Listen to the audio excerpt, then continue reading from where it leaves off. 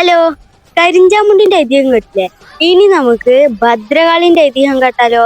അപ്പൊ സീരീസ് 16 ഭദ്രകാളി. ധരികൻ എന്ന പേരുള്ളൊരു അസുരൻ ഉണ്ടായിരുന്നു. കഠിനമായ തപസ്സിലൂടെ ബ്രഹ്മാവിൽ നിന്ന് ധരികൻ ഒരു വരം നേടിയെടുത്തു. ഒരു പുരുഷനാലും താൻ കൊല്ലപ്പെടരുത് എന്നുള്ളൊരു വരം. ഈ വരത്തിന്റെ അഹങ്കാരത്തിൽ ധരികൻ ലോകം മുഴുവൻ ഉപദ്രവിക്കാൻ തുടങ്ങി. ഒരു പുരുഷന്മാർക്കും അവനെ തോൽപ്പിക്കാൻ കഴിയില്ലായിരുന്നു.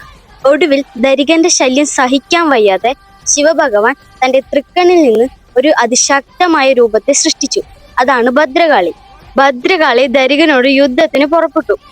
ഭയങ്കരമായ യുദ്ധത്തിനൊടുവിൽ ധരികൻ ഒരു വരം കൂടി പ്രയോഗിച്ചു. തന്റെ ചോര നിലത്ത് വീണാൽ അതിൽ നിന്ന് 1000 ധരികന്മാർ ജനിക്കുമെന്നായിരുന്നു ആ വരം. ഇതറിഞ്ഞ ഭദ്രകാളി ചോര നിലത്ത് വീഴാതെ കുടിക്കുകയും അസുരനെ വധിക്കുകയും ചെയ്തു. തിന്മയുടെ മേൽ നന്മ നേടിയ വിജയമായിരുന്നു അത്. പുരുഷന്മാർക്ക് ആർക്കും ചെയ്യാൻ കഴിയാത്ത കാര്യം ഒരു പെൺരൂപം ചെയ്തു കാണിച്ചു. ആ പെൺരൂപമാണ് ഭദ്രകാളി. എന്തായാലും ഈ വീഡിയോ ഇവിടെ ഇഷ്ടപ്പെട്ടു വെച്ചാൽ ജസ്റ്റ് സബ്സ്ക്രൈബ് മീ. എന്തായാലും അടുത്ത വീഡിയോ കാണാം.